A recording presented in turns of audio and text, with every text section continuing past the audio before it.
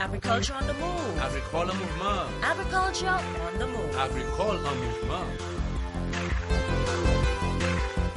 Agriculture on the move. Agricole en mouvement. Agriculture on the move. Agricole en mouvement.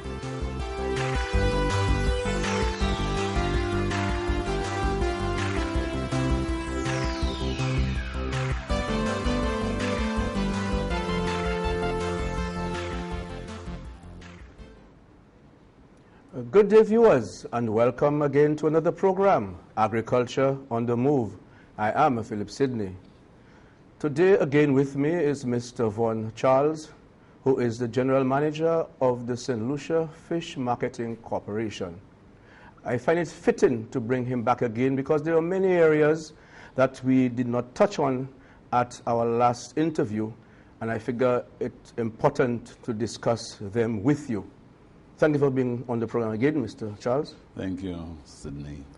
Von, the last time we were here, we spoke about the functions of the market of the Fish Marketing Corporation. We spoke about the mandate. We also spoke a little on some of the constraints and the whole marketing dynamics that have changed. But there are some other major constraints that your corporation face. Could you elucidate on them? Yeah, thank you, Sydney. Prior to the establishment of Fish Marketing Corporation, fishermen sold their catch on the back of pickup trucks throughout the length and breadth of the country. Hotels complained that they had to purchase fish that were not processed and was not acceptable. So the establishment of the Fish Marketing Corporation gave the fishermen a guaranteed market and provided the hotels with a fish, a product that was processed under internationally accepted standards.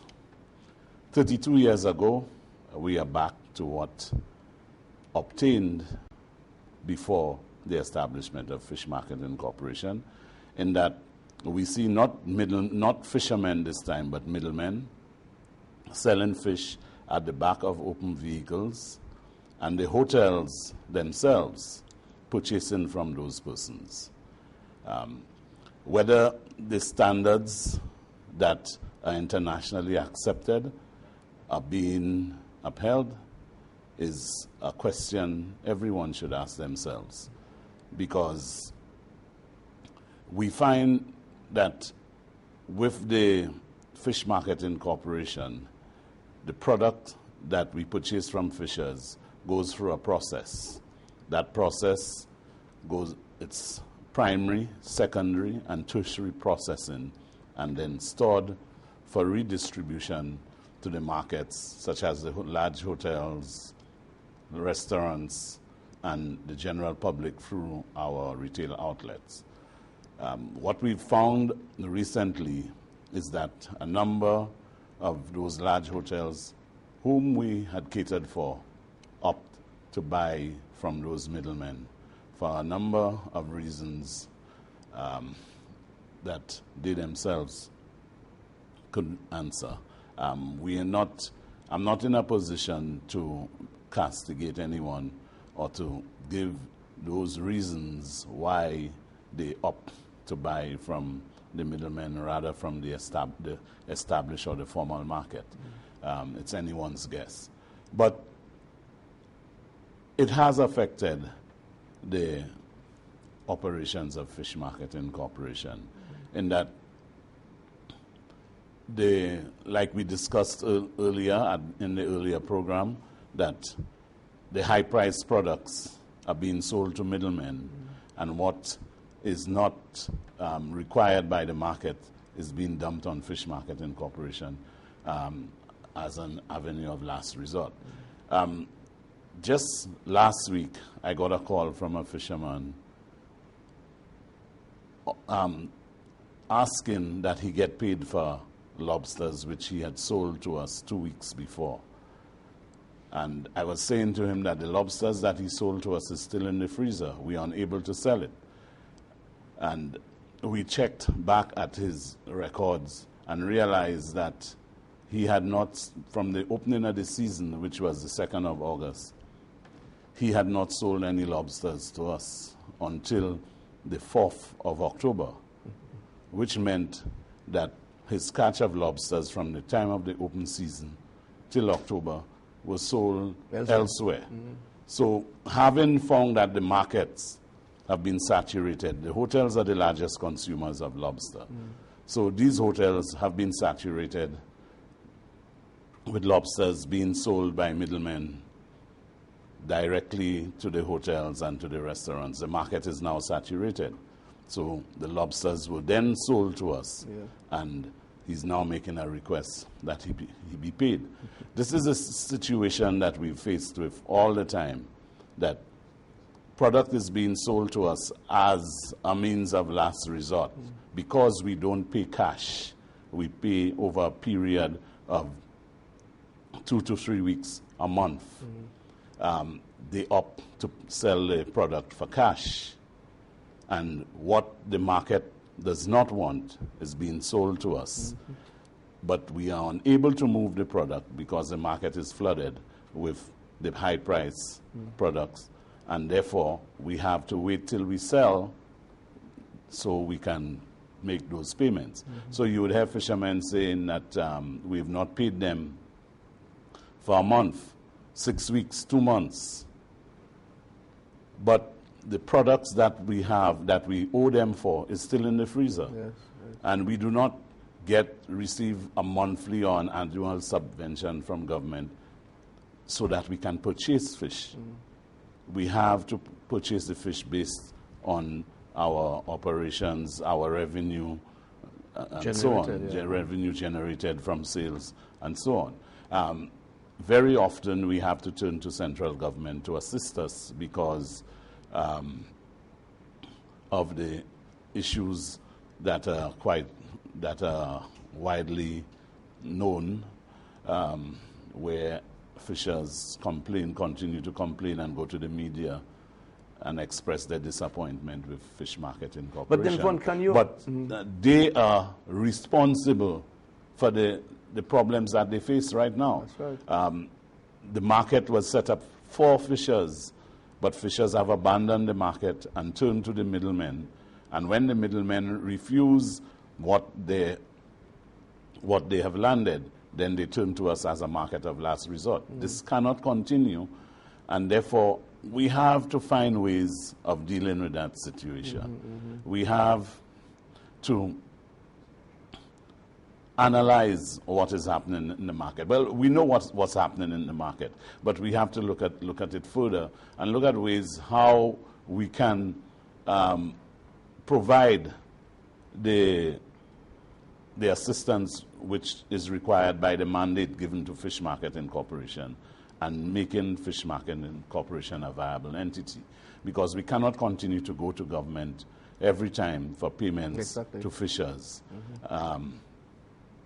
It just cannot work. So the ministry has embarked on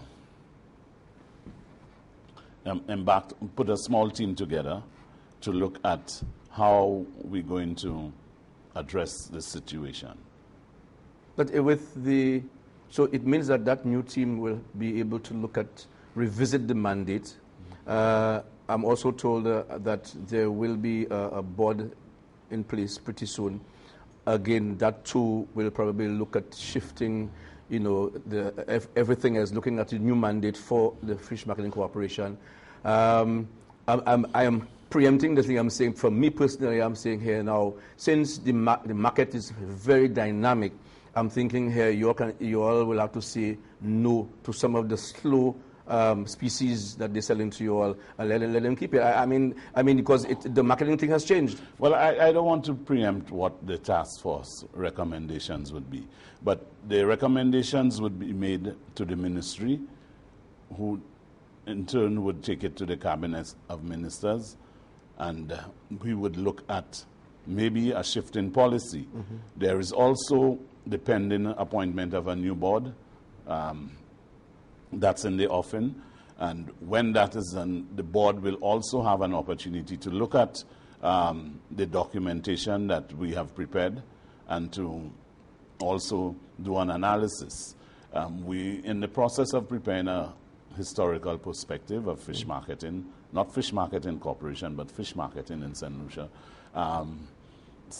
looking at what obtained before the establishment of fish marketing, how Fish Marketing Corporation became a viable entity between that time and 1996, between the end of the 90s. Okay, hold that point. You're watching Agriculture on the Move. With you for our first break. We'll be back soon. Stay tuned. The Pesticides and Toxic Chemicals Control Board reminds all importers of such chemicals that according to the Pesticides and Toxic Chemicals Act, only chemicals which have been registered and granted approval by the board can be legally imported for use in St. Lucia. Agricultural and household chemicals that are not licensed for use in St. Lucia can be harmful to its users and the general public. Before placing orders, importers are advised to check the approved list of pesticides or household chemicals to ensure that they can be legally imported. An import license must be obtained from the Research and Development Division of the Ministry of Agriculture and must be submitted to the Customs and Excise Department to facilitate the clearance of the consignment. For further information, contact the Ministry of Agriculture's Research Division at Union or call telephone numbers 468-5600 or 468-5602. Welcome back to the program, Agriculture on the Move. We are discussing fisheries. And with me is Vaughn Charles, the General Manager of the St. Lucia Fish Marketing Corporation. Vaughn, as the market started to change, bearing in mind, yes, you'll have the mandates, but to stay afloat, also there were consumers who are looking at other fish products, and then you all had to import those products. And over the years, I noticed that has been happening. Take us through that. Yeah, well, I'll get to that in a bit. But between the time the Fish Marketing Corporation opened its doors until the 1990s, towards the end of the 1990s, the market offered Fish Marketing Corporation some hope of viability. There was just as we planned the market, it did take place, that Fish Marketing Corporation were the sole producers of locally processed fish. It was the sole importer of seafood and seafood products. So we had a very good working relationship with the hotels and the restaurants and other consumers.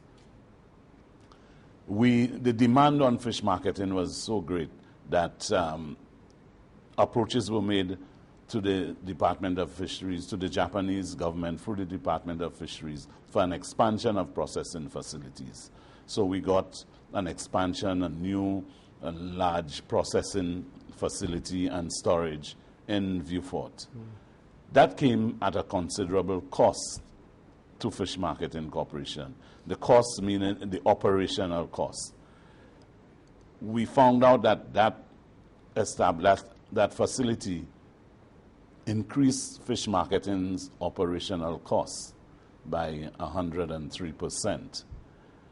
But that was not matched by revenue, because just and coincidentally at that time, we saw the dismantling of trade barriers, that the market became liberalized through agreements globally with the WTO. And therefore, it allowed for a liberalized market. Everybody who wanted to import could have import. At that time, we were importing some of the more exotic seafoods that were being sold to the hotels and large restaurants. That, of course, generated high profits, and that profit was used to pay fishermen for the locally landed fish that was still in storage. So the importation of those products allowed us to meet our mandate in both ways. Yes. Purchasing everything that is landed locally and paying the fishermen on time. But as the market was relaxed, other persons got into the market, they did not have the responsibility and the overheads that we had, we began to see our sales decline. And that has continued because we continue to run the operations at Viewfort and Castries in keeping with the mandate that is given to Fish Marketing Corporation. But a lot of the accompanying incentives and concessions that were there at the time we had the mandate was given have all gone because of the liberalized market, because of unfair trade practices and so on. So here lies the problem of Fish Marketing Corporation and the dilemma that we face. So this is why we think we need to revisit the mandate, look at everything that is happening within the market, and decide on how Fish Marketing Corporation is going to respond to the development of the fisheries sector. Because you need that level of support from a marketing agency to allow for fishers and for the sector to develop. And I wish that fishers themselves would see Fish Marketing Corporation as their friend and not as the enemy, as some of them make it to be.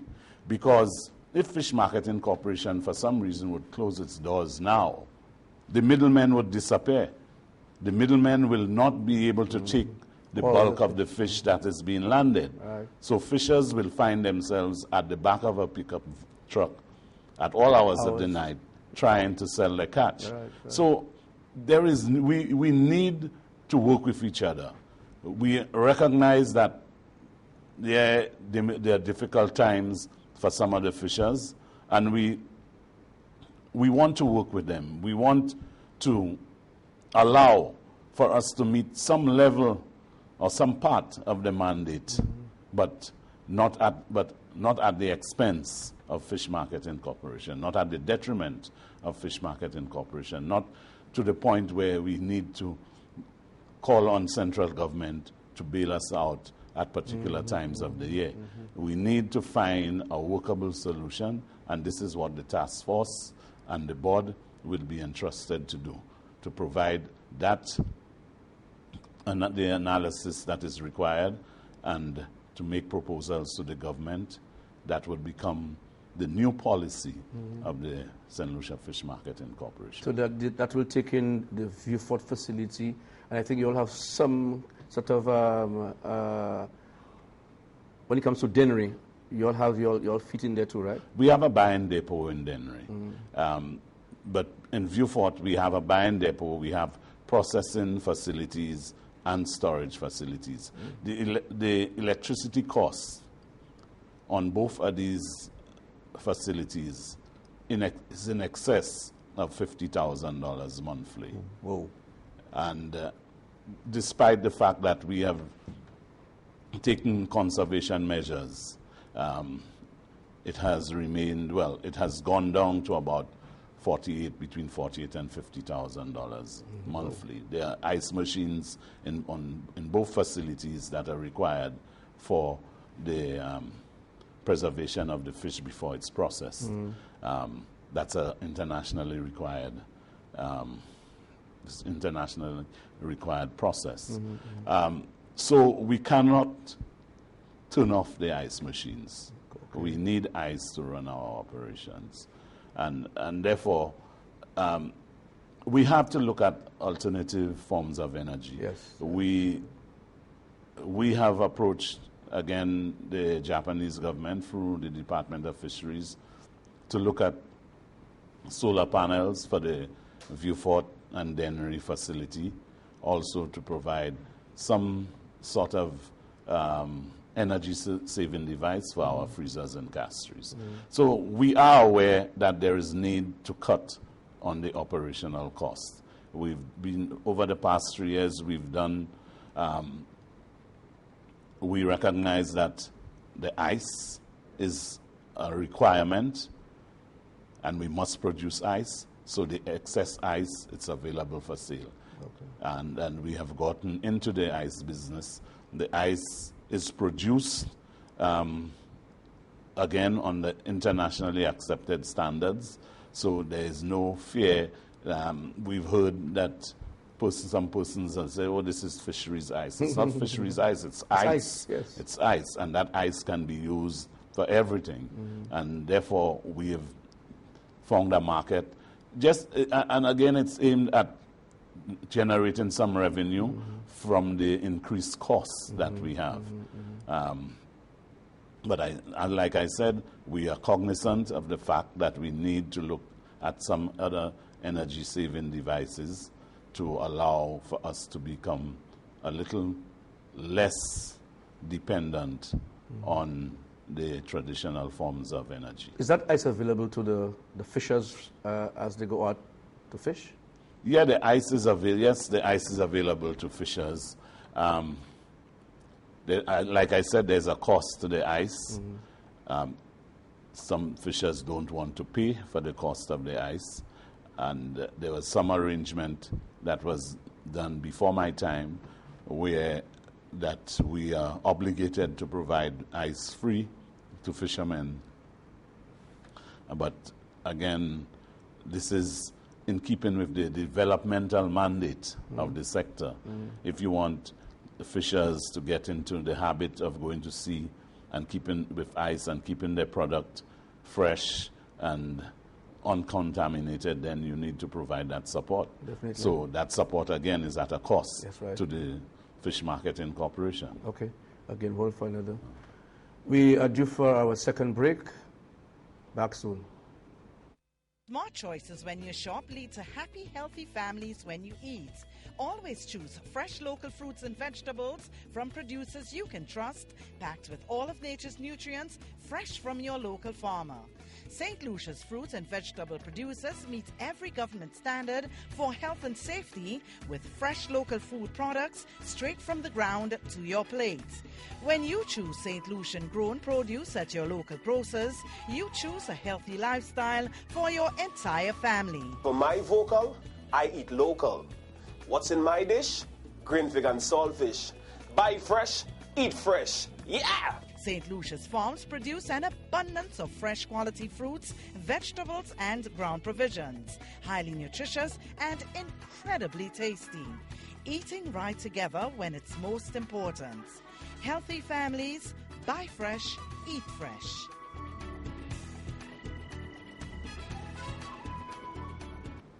Welcome back to the program.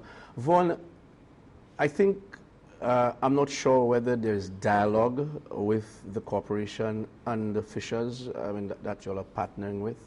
Because I think all along the way they need to know what is happening, what you all are doing, how they can be accommodated, and to stop that sort of bickering and going on the media and to castigate the corporation for not paying them on time.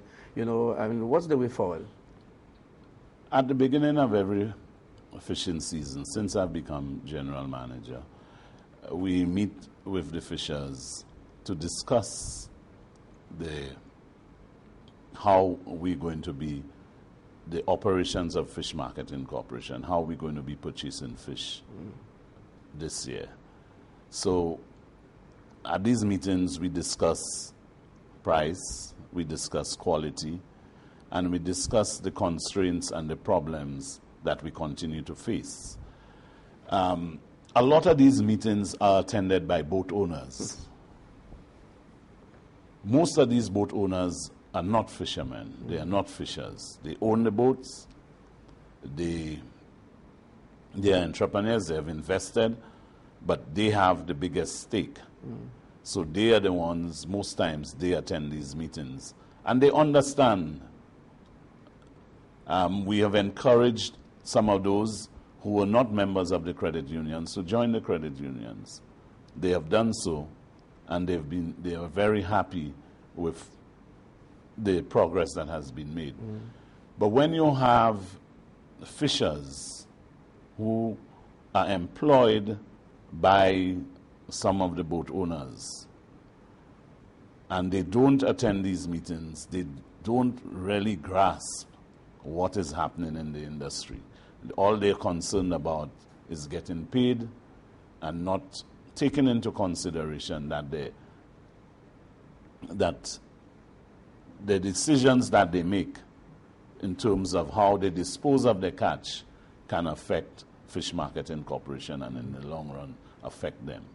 So we need to work with the Department of Fisheries through the extension services and ourselves to continue to reach out to those fishers, because we've reached out to the boat owners. When we call these meetings, most times, like I said, it's boat owners that attend these meetings. So they understand, but some of them have no control as to what happens when the catch comes in. So we need to reach out to those fishers through the extension services of the Department of Fisheries to continue to drive home the need for the collaboration between Fish Marketing Corporation and the fishers.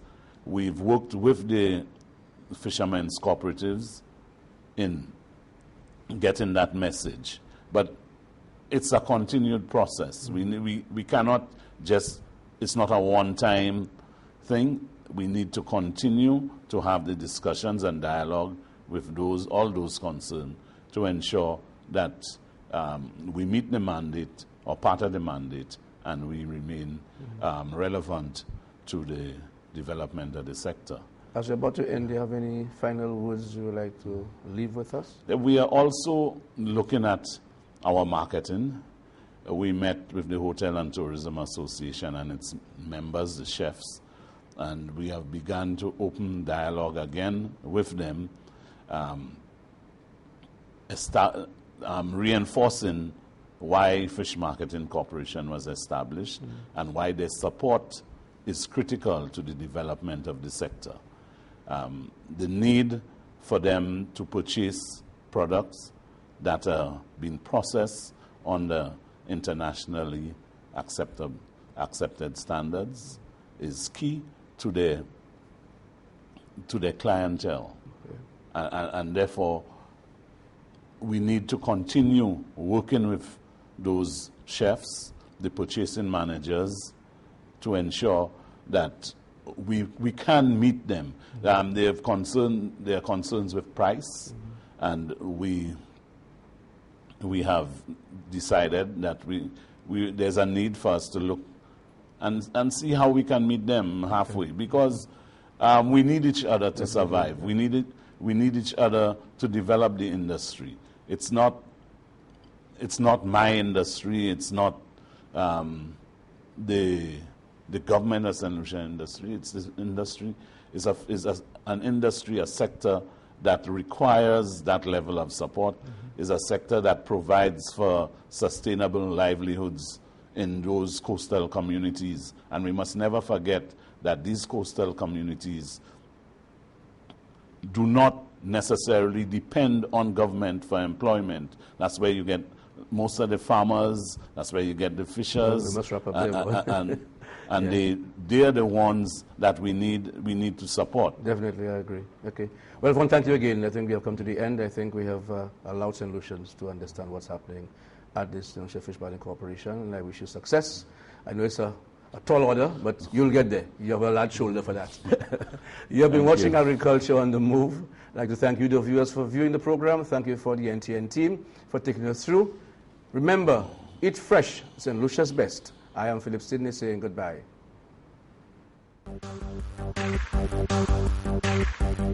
Agriculture on the Move. Agricole mouvement. Agriculture on the Move. Agricole en mouvement.